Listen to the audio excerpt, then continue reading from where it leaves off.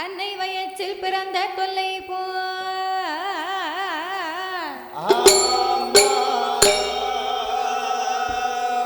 போகா துயரம் போம் குணமான் மருனை கோபுரத்துள்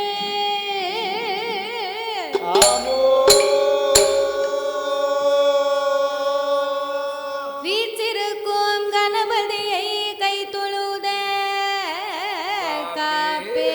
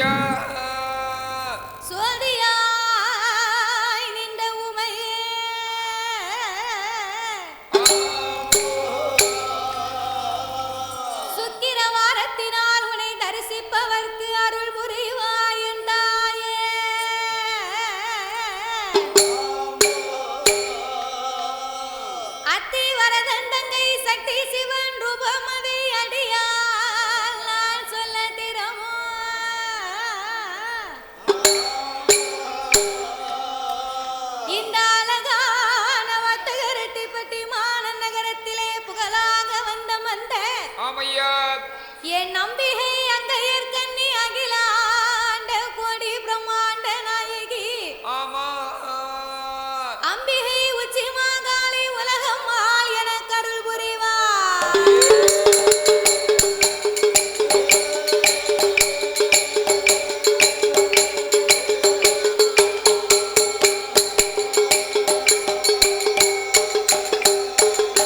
சம்போ அறிவோம் நவே சிவா ஏகவீரா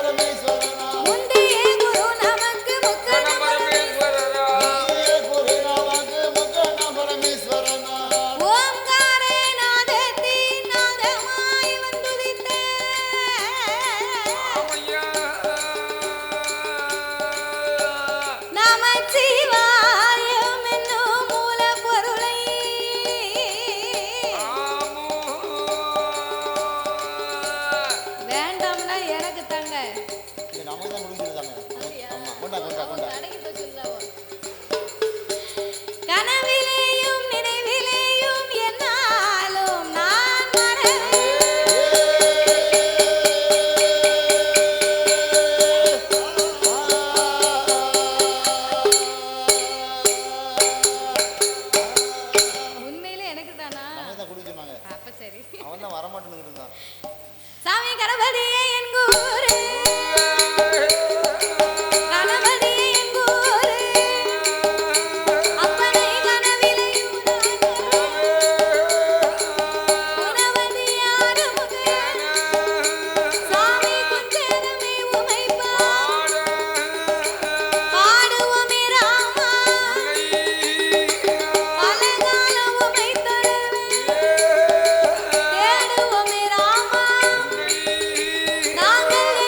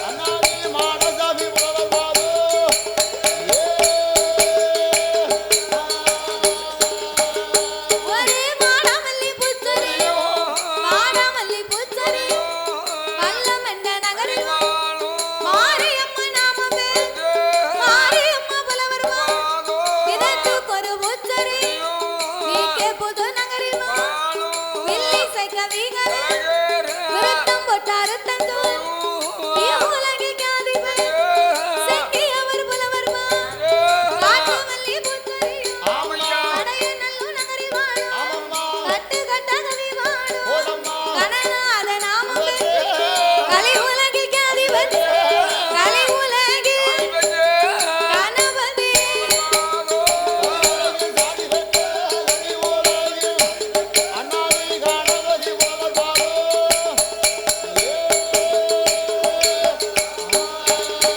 சாமி வந்த சபையோர்க்கெல்லாம் வந்த சபையோர்க்கெல்லாம் இனி வரப்போற பெரியோர்க்கெல்லாம் வணக்கம் செய்த மாறு பேரும் கூடியிருக்கும் பெரியோர்க்கெல்லாம் கூட போகும் சபையோர்க்கெல்லாம் குழந்தை நமஸ்கரித்து சபையோர்கள பெரியோர்களே சபை நிறைந்த தாய்மார் கல்வி கற்ற பெரியோர்கள் தொழில் படித்த கலைவான் பாலகி மாதவி சபையோர்கள் முன்னால் நாங்க சாஸ்திரங்களை சுருக்க சொல்லி இந்த சக்தி கதை பாட போறோம் சபையோர்கள் கேட்டிடு நாம் பாடுகிற பாட்டனை பலது உச்ச வந்துட்டா உங்க பாலகி மொழி என்ன சொல்லுகிற சொல்லடி சொல் குறைகள் இழந்துட்டா சொந்த குழந்தை போல் என்னவே அறிந்து நம் வாடிட்டா அறியாமல் வாடிட்டா தெரிந்து நாம் வாடிட்டா தெரியாமல் வாடிட்டா முன் சொல் பின்னால் வந்துட்டா இல்லை பின் சொல் முன்னால் வந்துட்டா ஆறு பிள்ளை நூறு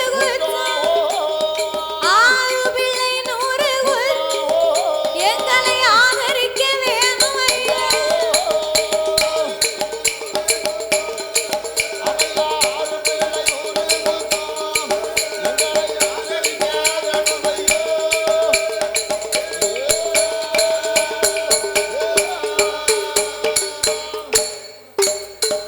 சபையோர்களே பெரியோர்களே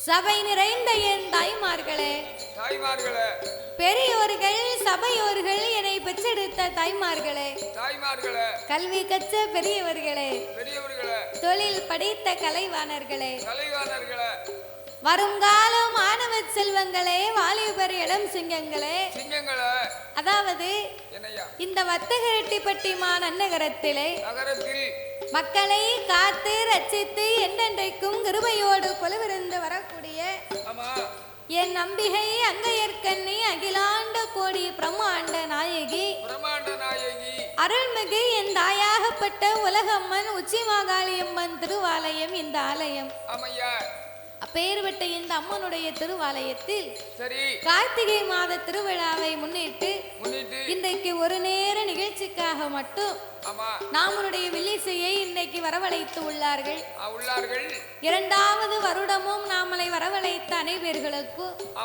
அனைத்து அன்பு உள்ளத்திற்கும் நாங்கள் நன்றியை தெரிவித்துக் கொண்டு அதாவது எந்த ஒரு ஆலயத்திலே நாமல் முதலாகவே வில்லிசை ஒன்று ஆரம்பித்தாலும் அது எந்த ஒரு கோவிலாக இருந்தாலும் எத்தனை பெரிய தெய்வமாக இருந்தாலும் அந்த ஆலயத்திலே முதலாகவே சாஸ்தாங்கத்தைத்தான் ஆரம்பிக்க வேண்டுமா? ஏன் அவருக்கு மட்டும் முதலாக பாடுகிறோம் தெரியுமா? அகில உலகத்திலே கலியுக தெய்வமாகவே வந்து பிறந்தவர் ஐயனார் ஒருவர் தான்.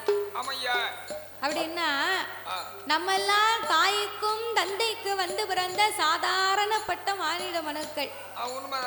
ஆனால் என் தருமஞான சாஸ்தா அப்படி அல்ல. அரிக்கும் சிவனுக்கும் ஆமா ஆணுக்கும் ஆணுக்கும் அப்பாவுக்கும் பிறந்த பிள்ளை. ஆமையா அப்பேற்பட்ட அரிகரபுத்திரன் தருமஞான சாஸ்தா வந்து பிறந்தாத்தான் ஆமா அனைத்து தெய்வங்களுமே இந்த ஆலயத்துக்கு வருமா. ஆமா சாஸ்திர விதி அது. அப்படி சாஸ்தா மட்டும் பிறக்கலைன்னு வைங்க, என்னாகும்? சாமி கோயிலுக்குள்ள வராது. வராது வராது. தூத்துக்குடி பைபாஸ்ல வந்துட்டு அப்படியே வீட்டுக்கு போயிடும். ஆமா 4 வழி சாலையில் போயிரும். பிறகு சரி அதனால சாஸ்தா பிறந்தாதான் சாமியே உள்ள வரும் பார்த்துக்கோங்க. கண்டிப்பா. ஆகையினாலே என்ன 4 வார்த்தையில் சாஸ்திரத்துக்கு சாஸ்தாவை பிறவி செய்து விட்டு ஆமா சக்தி கொண்டு கொலுவருக்கு இந்த உலகம்மன் உச்சிமாகாளி அம்மன் திருப்புகளை நாங்கள் பாட இருக்கிறோம். பாட இருக்கின்றோம். பாடும் பாட்டிலே பழுது குச்சங்கள் இருந்தாலும் இருந்த போயிலும் சொல் குச்சங்கள், இசை குச்சங்கள், கதை குச்சங்கள். ஆமையா எங்கள் கதையிலேயே பொருள் குச்சங்கள். ஆமா சாரீர குச்சம் குறை இருந்தாலும் எங்கள் சரீர குச்சம் குறை இருந்தாலும் இருந்த போயிலும் எங்கள் ஆட்கள் அடி தாளங்களில் ஒரு குறைகள் இருந்தாலும் முன் சொல் பின்னால் இருக்கலாம், பின் சொல் முன்னால் இருக்கலாம். ஆமையா அறிந்து பாடினாலும் அறியாமல் பாடினாலும் தெரிந்து பாடினாலும் எங்களுக்கு தெரியாமல் பாடினாலும் ஆமா எங்களுக்கு முன்பாகவே ஆமையா இந்த ஆலயத்திற்கு எத்தனையோ பெரிய பெரிய புலவர்கள், பேரறிஞர்கள், கவிஞர்கள் எல்லாம் வந்து பாடி இருக்கலாம். ஆன போதிலும் அடியால் நான் ஒரு சிறு குழந்தை. உங்கள் வீட்டு பிள்ளையாகிய நான் மாதவி. சரி என்னால் தெரிந்தளவு என் சிற்றறிவுக்கு எட்டியவாறே உங்கள் முன்னால் நான் பாடுகின்றேன். நான் எல்லாம் தெரிந்தவளும் அல்ல, அனைத்தையும் கற்றவளும் கிடையாது. எனக்கு என் குருநாதர் கற்றுத்தந்தபடியாகவே உங்கள் முன்னால் நான் பாடுகின்றேன். உங்கள் வீட்டு பிள்ளை தவறு செய்தால் அதனை எப்படி வீட்டிற்கு அழைத்து சென்று அன்போடு ஆதரிப்பீர்களோ அதுபோல் எங்கள் 6 பேர்களையுமே ஆதரிக்குமாறு கேட்டுக்கொள்கிறோம். ஐயா. பாதி மதி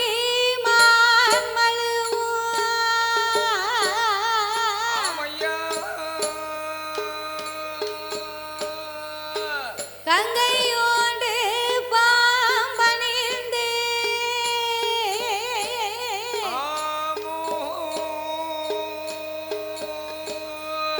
பார்வதியை மனம் புரிந்த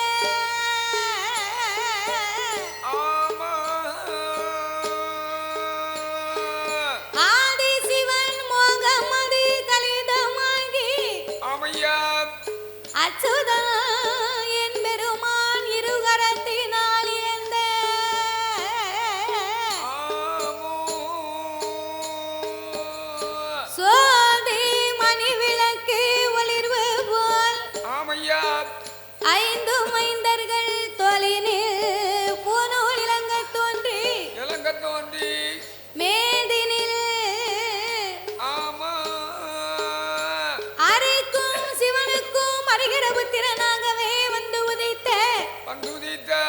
தருமஞான சாஸ்தாக்கள் யார் யாரெல்லாம் வந்து பிறந்தார் தெரியுமா? சாஸ்தா பிறந்தது பங்குனி மாதம் புதன்கிழமை உத்திர நட்சத்திர தன்று பிறந்தார்.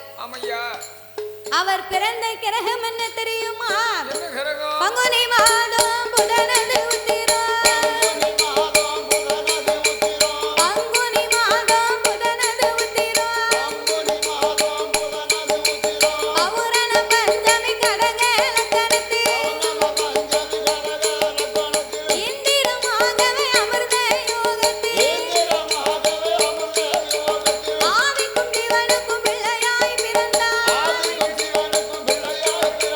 கையில் பிறந்தவர்க்கு கையனார் என்று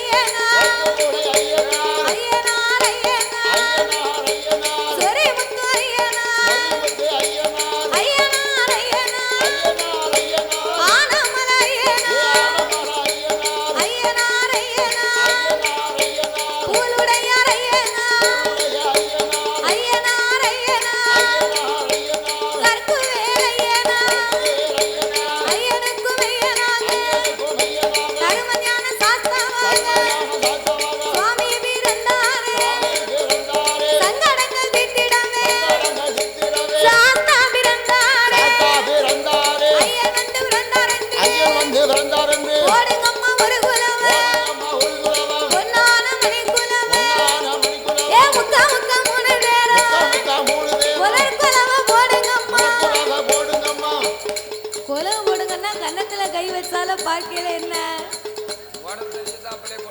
கேட்க தெரியாதா? தெரியாதுன்னு சொல்லதுக்கு இவ்வளவு தைரியம் வரணுமே. அதெல்லாம் தாய்மார்களுக்கு கொலவு கூட தெரியாம இருக்குமா? தெரியும், ஆனா வெக்கமா இருக்கு. நீங்க பயப்படாம கொலவு போடுங்க. நான் ஆட்டாம கிட்ட சொல்லி 100 ரூபா வாங்கி தரேன்.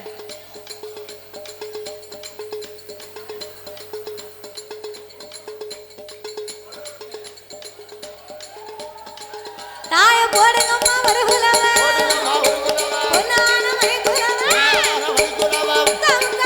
ஏ முக்கா முக்கா மூணு பேர் குலவ போடுங்கம்மா பொன்னால பூனூல பொன்பதித்த தாவடம்மா வெள்ளியால பூனூல ஏ வெள்ளியார பூனூல ஏ வெங்கலத்த தாவடம்மா வெங்கலத்த தாழ்வடமா தங்கத்தால பூனூல தங்கத்தார பூனூல கனிவயிர தாவடம்மா கனிவழியே தாழ்வடமா ஆனப்பட குலப்பட ஆனப்பட கூறப்பட ஐயங்காச்சி பேப்படையா ஐயங்காட்சி வெப்படையும் முன்படையா பின்படையா முன்படையும் பின்படையும் தண்டியலும் பெரும்படையா தந்தியாரும் பெரும்படையும் ஆனப்புலி கூட்டத்தோடு ஆனப்புலி கூட்டத்தோடு அவதரித்து வாராரே அவதரித்து வாராரே ஆரிக்கும் சிவனுக்கும் அரிகர புத்திரனாகவே வந்து உதித்ததினாலே ஆமையா, அவர் அரிகர சுதனாக ஆனந்த சித்தனாக ஆமா. ஐயனுக்கும் மெய்யனாக தரும ஞான சாஸ்தாவாகவே வந்து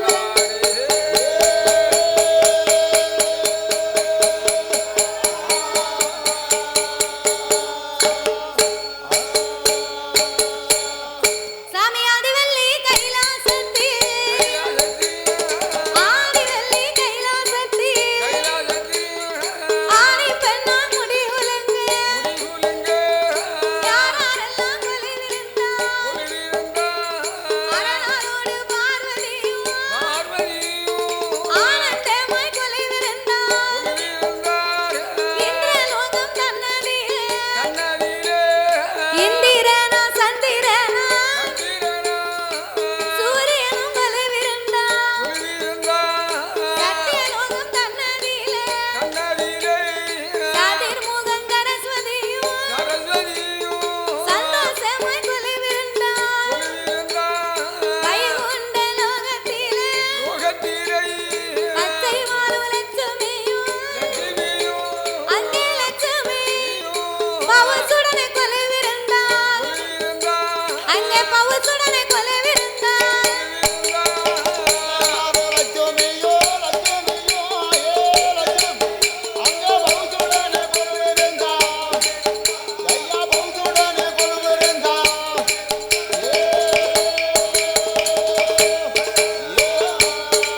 முற்பத்து முற்கோடி தேவர்கள் 48,000 கோடி அகத்தியரம் உலகத்திய அழகு கலை கூட்டு மாமுனி அமரர் தேவர் முனிவரும் அஷ்டதுக்கு பாலர்கள் தேவாதி தேவரெல்லாம் தேவாதி தேவரெல்லாம் தெய்வ கையில கொலை விழுந்தார் தேவாதி தேவரெல்லாம் தேவாதி தெய்வ கையிலே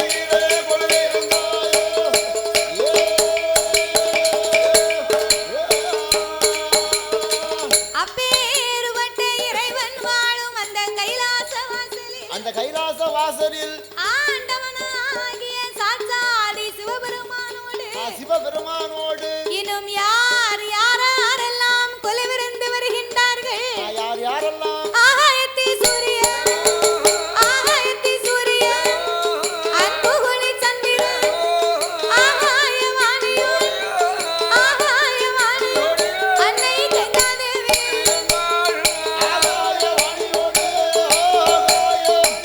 அங்கே கங்காதேவி கொலுவிருந்தாயே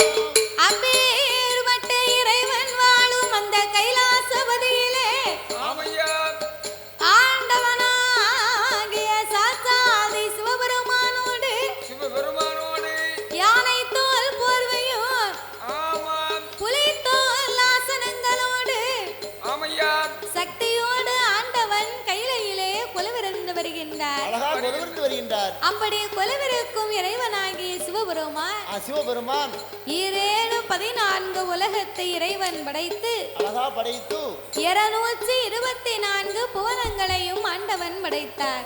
படைத்தார் 7 சப்தா சாரங்களாகப்பட்ட கடல்களை படைத்து கல்லுக்குள் இருக்கும் தேரையவும் தாயார் கருப்பையுக்குள் வாழும் சிசுவையும் முட்டைக்குள் உருவாகும் குஞ்சியவும் ஆண்டவன் படைத்து ஓர் அறிவு முதல் 6 அறிவு படைத்த நாமளை போன்ற மானிட மக்களை படைத்தார். நம்மளதானே ஒளியெல்லாம் எதுக்கு தான் படைச்சாரோ தெரியல. நம்மள நல்ல நம்மள எதுக்கு படைச்சாரு ஆண்டவன்? நம்மளெல்லாம் ஆண்டவன் எதுக்கு தான் படைச்சாரோ? ஆமா, உண்மை கூட கிடந்து மது கட்ட வேண்டியிருக்கலாம் மாப்பிள்ள. அப்படியா? ஆமா, மனுஷனா பூமியில பிறந்து வளர்ந்து மொத்த கல்யாணத்தை முடிச்சு 2 பிள்ளையை பெற்று வளர்த்து ஆளாக்கி வந்திருக்க நேரத்துல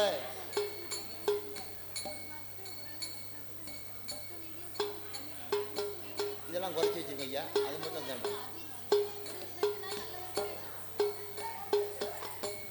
அப்ப பூமியில பிறந்து வளர்ந்து ஆளாகி ஒரு கல்யாணத்தை முடிச்சு மனிதர் மண் உலகிலே ஆண்டவன் மனிதர்களை ஏன் படைத்தார் தெரியுமா? இப்படி இருந்தா போதும். மண் உலகிலே ஆண்டவன் மனிதர்களை ஏன் படைத்தார் தெரியுமா? நாமல் அனைவர்களுமே இப்பூமியிலே ஒற்றுமையாக வாழ வேண்டும் என்று ஆண்டவன் நாமளுக்காகத்தான் இந்த உலகத்தை படைத்தாரா. ஒற்றுமையாக வாழ வேண்டும் என்றே ஆண்டவன் உலகத்தை படைத்தார். உலகத்தை படைத்து தெய்வத்தினுடைய உருவத்தை நாமல் அனைவர்களுமே தெரிந்து கொள்ள வேண்டும் என்று இந்த உலகம் இப்படித்தான் இருப்பா, உச்சி மாகாளி இப்படித்தான் இருப்பா, கருப்பசாமி இப்படித்தான் இருப்பாரு, வைரவசாமி இப்படித்தான் இருப்பாரு அப்படின்னு தெய்வத்தினுடைய உருவத்தை நாமல் தெரிந்து கொள்ள வேண்டும் என்று சிவனுடைய வடிவத்திலே அதோ நின்று கொண்டிருக்கிறார்களே நாமளே பெற்றெடுத்த தந்தையை படைத்தார். அம்மா சிவசக்தி இருக்காளே இந்த உலகம்மா அம்மாளுடைய வடிவத்திலே சபை நிறைய அமர்ந்து கொண்டிருக்கிறார் அல்லவா. நாமளை 10 மாதம் சுமந்து பெற்று எடுத்த தாய்மார்களை படைத்து சிவன் வடிவத்திலே ஆண்களையும் சக்தியின் வடிவத்திலே பெண்களையும் படைத்தார். ஆணென்றும் பெண்ணென்றும் ஆண்டவன் அகில உலகத்தை உண்டு பண்ணி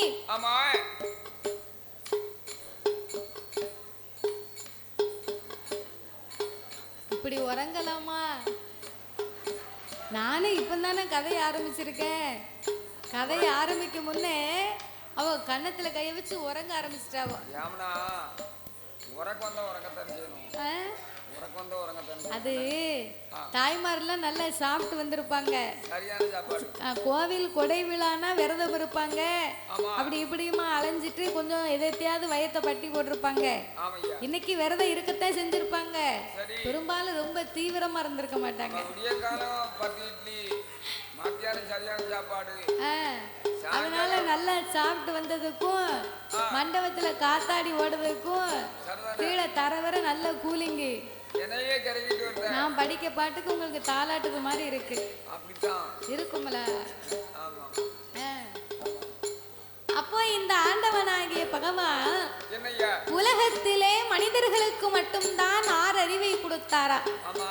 மற்ற மிருகங்களுக்கு எல்லாமே 5 அறிவு தான். மனிதராகப்பட்ட நாமளுக்கு மட்டும் 6 அறிவை கொடுத்தார். 9 தத்துவத்தை படைத்தார்.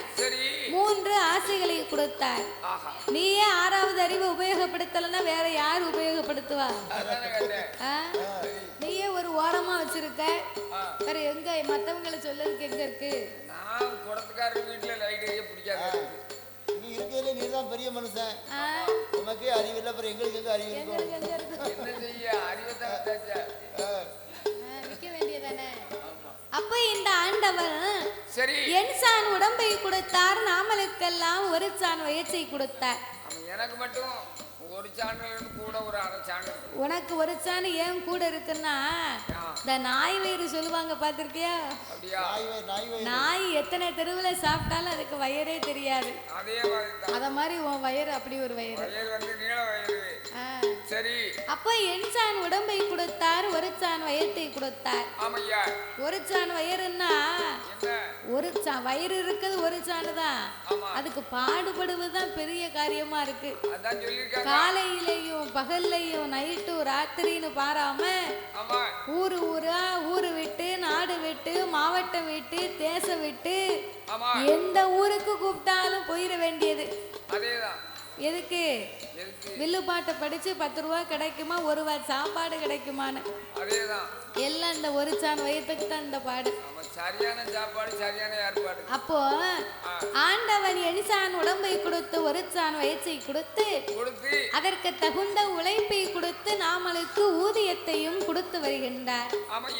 அப்போ மரம் செடி கொடி பயிர் புல் பூண்டு இலை தாவரங்களோடு ஆடு மாடு கண்டுகாடைகள் அதனையும் படைத்து எறும்பு யானை முதல் என்ன உண்ணா மனுக்கள் 84 லட்சம் கோடி சிவராசிகளை படைத்து உலகத்தை படைத்தால் மட்டும் போராது. படைத்த மனுக்களுக்கெல்லாம் பட்டினி இல்லாமல் படியிழக்க வேணுமென்று ஆண்டவன் எப்படி படியிழந்து வருகின்றார் தெரியுமா? நாளை நல்ல தினை எடுத்து நாளை நல்ல தினை எடுத்து நாளை நல்ல தினை எடுத்து தினை எடுத்து அவர் நாடு எங்கும் படி அளந்தார். அவர் நாடு எங்கும் படி அளந்தார்.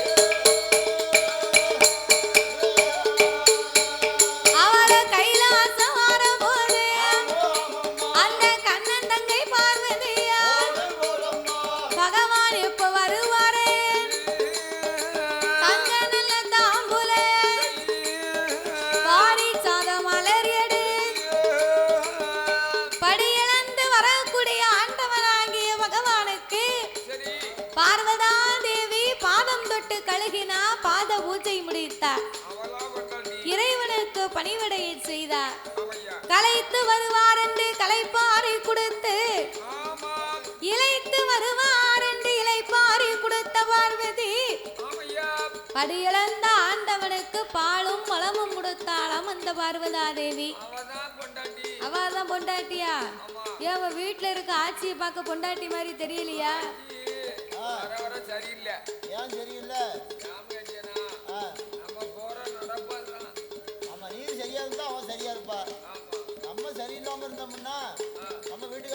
இருப்பா.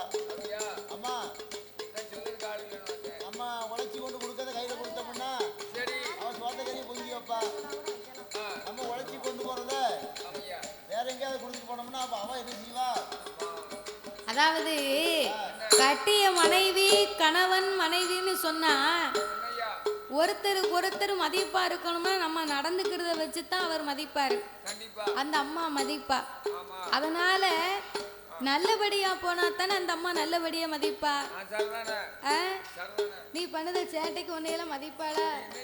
தூக்கி போட்டு மிதிப்பா எங்க ஆச்சி. அதோட விட்டாலே நினைக்கணும்.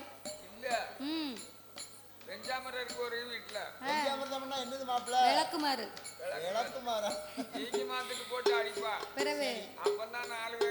அவ்வளவு பட்டாலும் உனக்கு தெரிய மாட்டுக்க.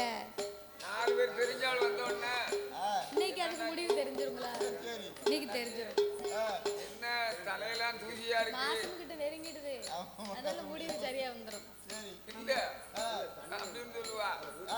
சொன்ன உடனே நான் சொல்லுவேன் வீட்டுல ஒற்றை அடிச்சேன் அதனால தூசியா இருப்பேன். அப்போ ஆண்டவனாகிய பகவானுக்கு பார்வதா தேவி பாத பூஜை முடித்தால் அவள் பணிவிடைகளை செய்தார்.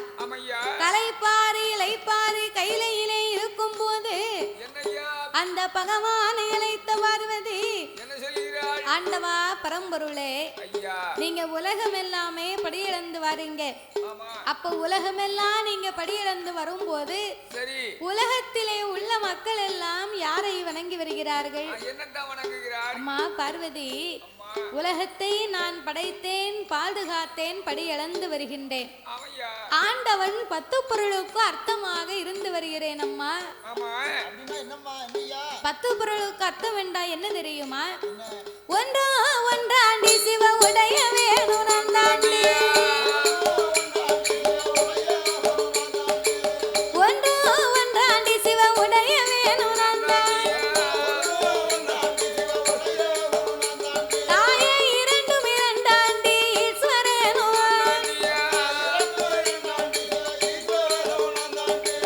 மூணாண்டி முக்கனேனோ, எம்மா நாலாண்டி 4 வேதங்களோ, தாயே 5 நல்ல 5 பஞ்சபூதம் 3 ஆண்டாண்டி, 5 பஞ்சபூதம் 3 ஆண்டாண்டி,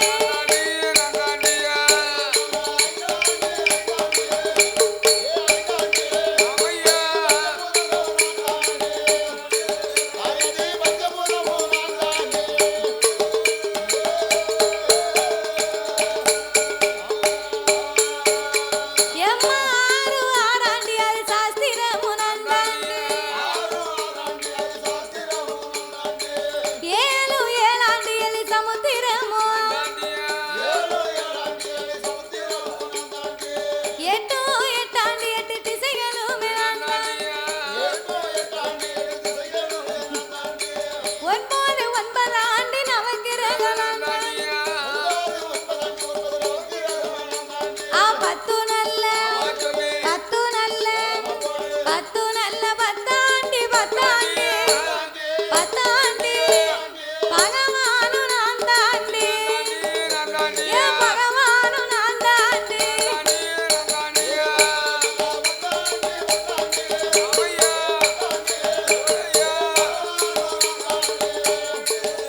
ஓ பகவானு நான் தாண்டி.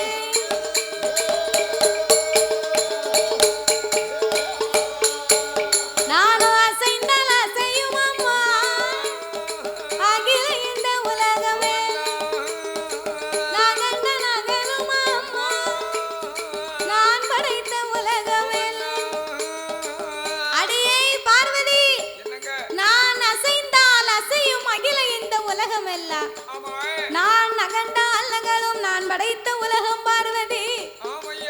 இரவும் நான் தான், பகலும் நான் தான், இருளும் நான் தான், ஒளியும் நான் தான், பூமியும் நான் தான், பூகம்பமும் நான் தான் பார்வதி. 8 திசையும் 16 கோணங்களும் அடியேன் தானம்மா. அப்படி இருக்கும்போது ஆண்டவன் இல்லையான இந்த உலகத்துல அணுவும் அசையாது. ஆண்டவா, 10 பொருளுக்கும் அர்த்தமாக இருக்கக்கூடிய தாங்கள் ஏன் எனக்கு தெரியாமல் வேறு 2 பேர்களை நீங்கள் வணங்க வேண்டும்? அம்மா பார்வதி, இத்தனைக்கும் நான் அதிபதியாக இறைவன், நான் 10 பொருளுக்கு அர்த்தமாக இருந்தாலும் இந்த உலக மக்களுக்கு இரவும் பகலும் வரணும் என்று சொன்னா யாரால முடியும்? காலையிலே தோன்றும் கதிரவன், மாலையிலே தோன்றும் சந்திரன். சந்திரனும் சூரியனும் இல்லையானா சகல உலகத்துக்கும் ஒளி கிடைக்குமா? ஒருபோதும் கிடைக்காது. அதனால என் வலது கண்ணை சூரியனாகவும் ஆண்டவன் இடது கண்ணை நான் சந்திரனாகவும் வணங்கி வருகிறேன். பார்வதி, ஆண்டவா, வலது கண்ணு சூரியன் இடது கண்ணு சந்திரனா? அது எப்படி ஆண்டவன் 2 கண்களும் சந்திரன் சூரியனாக இருக்க முடியும்? ஆண்டவன் 10 பொருளுக்கு அர்த்தம் சொன்னாரு. ஏதாவது ஒரு பொருளையாவது நம்ம பேரை சொன்னாரா இந்த ஆண்டவன்? சொல்லவே இல்லையே.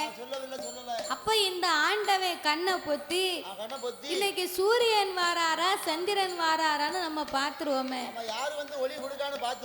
அப்படி என்று சொல்லி ஆதிபரா சக்தியாகிய அந்த பார்வதா தேவி, அவள் இறைவனுக்கு தெரியாமல் என்ன செய்கிறாள் தெரியுமா? ஆதிசக்தி பார்வதியா, ஆதிசக்தி பார்வதியா, அரணாருக்கு தெரியா பின்னால ஓடி வந்து இருகரத்தை எடுப்பா, இருகரத்தை எடுப்பா, அவை ஈசங்கண்ண வந்துவா.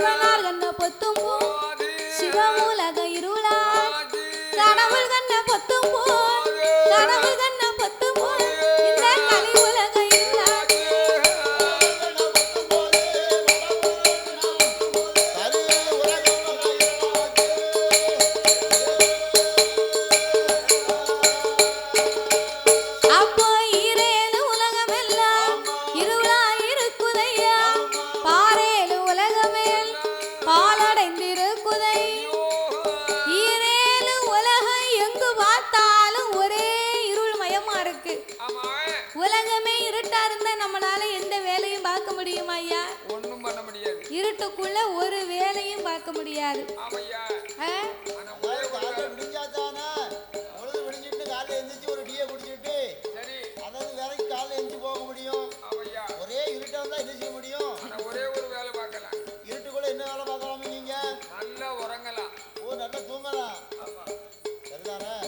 அப்போ ஈரேழு உலகம் எங்கு பார்த்தாலும் ஒரே இருள்மயமா இருந்தா அந்த காலத்துல கரண்டே இல்லாம வாழ்ந்திருக்காங்க.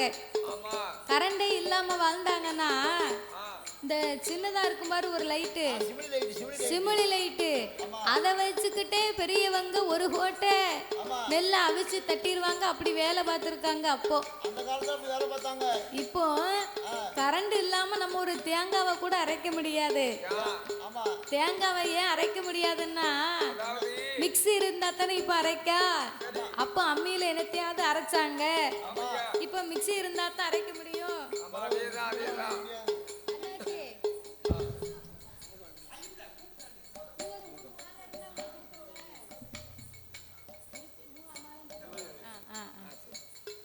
அப்போ அந்த காலத்துல வந்து இப்ப இருக்கிற மாதிரி எலக்ட்ரிஷியன் மூலமா எந்த பொருளுமே கிடையாது. ஆமா, இப்ப தானே வந்திருக்கு இந்த மிக்ஸி கிரைண்டர்லாம். அந்த காலத்துல இப்போ உள்ளவங்க இருட்டுக்குள்ள கொஞ்ச நேரம் கூட வேலை பார்த்துக்கிற மாட்டாங்க. கரண்ட் இல்லைன்னா காரியமே நடக்காது. ஏன் நடக்காது? உஷார் இல்ல கரண்ட் இல்லனா இப்ப உள்ளவங்க பூரா பிள்ளைகளை காலையில பள்ளிக்கூடம் அனுப்பணும், இந்த ஐயாவை காலையில காட்டுக்கு வேலைக்கு அனுப்பணும்னா சாயங்காலம் நைட்டே பிரிட்ஜ் மாவு பாக்கெட் வாங்கி பிரிட்ஜுக்குள்ள வச்சுக்கிடுதா, தோசை மாவு வாங்கி ஃப்ரிட்ஜுக்குள்ள வச்சு காலையில எந்திரிச்சு மாவு பாக்கெட்டை ஊத்தி தோசை சுட்டு பிள்ளைகளை அனுப்பி வைக்காங்க. அந்த காலம் இப்படி எல்லாம் கிடையாது. அப்ப ஆட்டு உரல்ல மாவாட்டி அதை வச்சு சுட்டு சாப்பிட்டாங்க. இப்போ பிள்ளைகளுக்கு தாய்மார்களுக்கு ஆட்டு உரல்ல மாவாட்டத்தான் செய்வாங்க. ஆட்டு உரல் இல்லைன்னு இருந்தா நல்லா ஆட்டுவாவோ மாவை.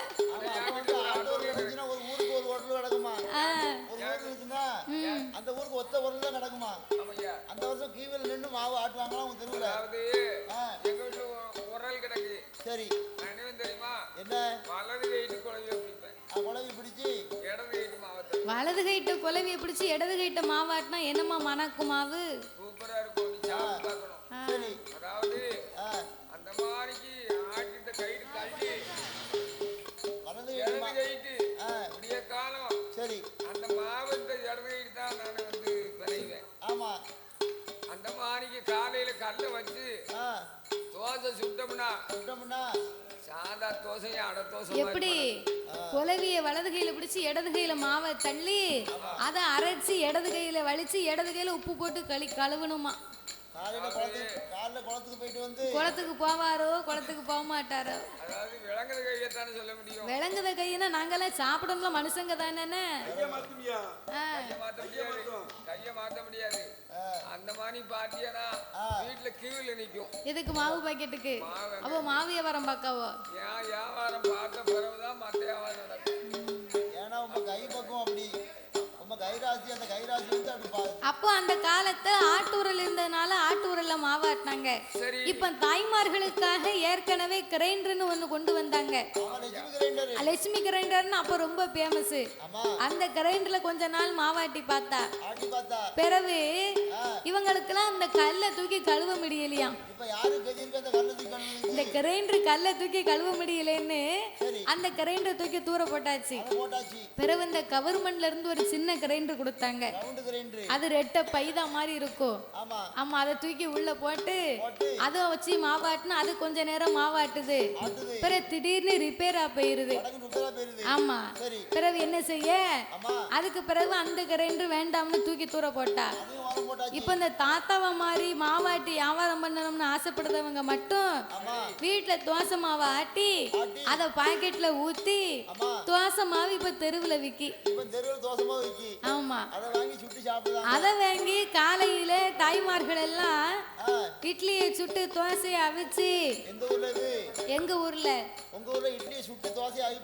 இட்லியை சுடணும், தோசையை அவிக்கணும். அப்படி அவிச்சா ரொம்ப நல்லா இருக்கும். ஓ மாவாட்டுறதை விட நான் ஒன்னும் ரொம்ப மோசம் இல்லை. ஆமா மணக்கும். அப்போ இந்த தோசைக்கு சட்னி வைக்கணும் பாத்தியா? தேங்காவை சில்லு போட்டு அத மிக்ஸி ஜார்ல அள்ளி போட்டிருப்பா. அம்மி இருந்தா அம்மியில அரைப்பா. அம்மியில ஆட்ட இப்ப யாருக்கு தெம்பு இருக்கு? வீட்டுக்கு வரக்கூடிய மருமகளுக்கு ஆசை இருக்கத்தான் செய்யுது. அவ என்ன செய்வா தெரியுமா? இந்த தேங்காவை சில்லு போட்டு ஒரு துண்டை தூக்கி அம்மியில வைப்பா. அம்மியில வச்சு அம்மி குலவிய தூக்கி போடுவா. தேங்காய் தெரிச்சு தெருவுக்கு போயிரும். அப்ப அம்மியில அரைக்க முடியுமா? அது ரெண்டு உப்பு கல்லு வச்சு பைய அரைச்சா நல்லா அரைப்படும். சும்மா தூக்கி குழவிய போட்டா தேங்காய் தெரிச்சு போயிரும்.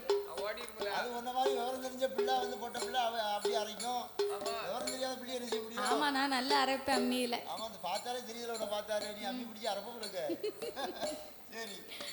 அப்போ அம்மியில அரைக்க முடியாதவங்க மிக்ஸி ஜார்ல அள்ளி போட்டு சுவிட்ச போடணும்னு அப்பந்தான் அம்மா கொண்டு கையை வைப்பா. அப்பம் பார்க்க படக்குன்னு கரண்ட் போயிடும். அப்ப அந்த அம்மாவுக்கு வரும்பாரு கோவம். பேதியில போவான் கரண்ட். இப்ப பார்க்க லைனை உருவிட்டானே நம்ம எப்ப நான் சட்னி வைக்க அப்படின்னு ஏசுவா பேசுவா. அப்ப கொஞ்ச நேரம் கரண்ட் இல்லாமலே நம்மளால இருக்க முடியலையே. உலகமே இருட்டா இருந்தா நம்மளால எந்த வேலையும் பார்க்க முடியுமா? அப்பந்தான் ஆண்டவனாகிய பகவான் பார்த்தார். ஈரேழு உலகம் எங்கு பார்த்தாலும் இருமயமாக இருப்பதனால உலகத்து மக்களுக்கெல்லாம் நாமல் வழி கொடுக்க வேணும் என்று ஆண்டவன் தான் பகவானும் ஆண்டவன் தான் பகவான் ஆதிசக்தி முன்னால் உச்சி கண்ண திறப்பா உச்சி கண்ண திறப்பா அங்கே உலகில் ஒளி கொடுப்பா.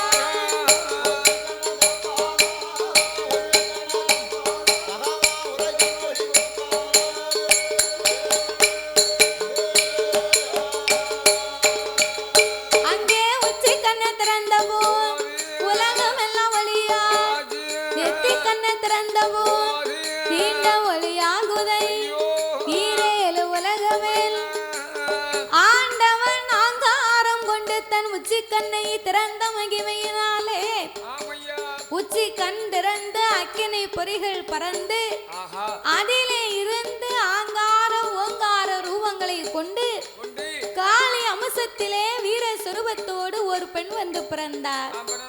ஆண்டவன் அப்பெண்ணை வரவழைத்து தாயே ஆட வேண்டாம் பாடவே ஆட வேண்டாம் பாடவே ஆடாலி போடவே உச்சி கண்ணி பிறந்ததா உச்சி கண்ணில் தாயே உச்சி நீ மகாளி.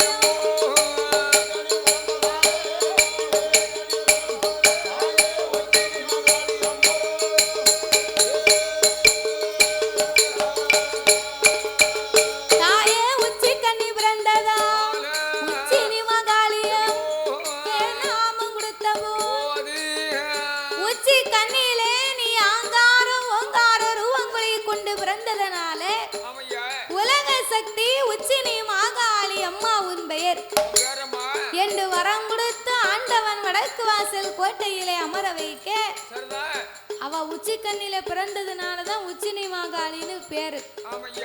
ஆமா. அப்ப இப்படி வரம் கொடுத்து அம்மாளை வடக்கு வாசல் கோட்டையிலே அமர வைக்க ஆண்டவன் ஆங்காரம் கொண்டு தன் அங்கத்தை அடக்கி ஒடுக்கி நெச்சிக்கண்ணை திறந்தார் பாருங்க. சிவபெருமான் உச்சிக்கண்ணை திறக்க பார்வதி ஓடி வந்து பார்த்தார்.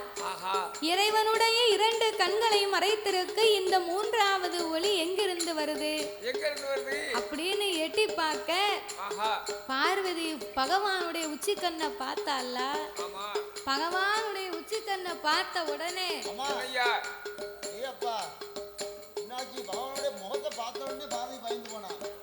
அங்கமெல்லாம் பதறி ஆவி தனலாகி பார்வதிக்கு வேர்வை காட்டாச்சு வெள்ளமா கரை புரண்டு வருது. அப்ப இந்த சிவபெருமான் பார்த்தார் பார்வதியின் வேர்வை பூமியிலே கலந்தால் பூமியை அழிந்து போகுமே அப்படின்னு 1008 சடாமுடியிலே ஒரு முடியை உழைத்து அதையே தன் அங்கமெல்லாம் துவட்டி ஆண்டவன் ஒரு கொண்டை கட்டாகவே கட்டினார். அப்பமும் வேர்வை துளி அடங்கல. அதிலே இருந்து ஓர் 10 சொட்டு வேர்வை பூமியிலே கலக்க அதனையே 10 கடலாக படைத்து ஆண்டவன் பக்குவமாகவே பெயர் நாமத்தை கொடுத்தார். சாமி வாங்க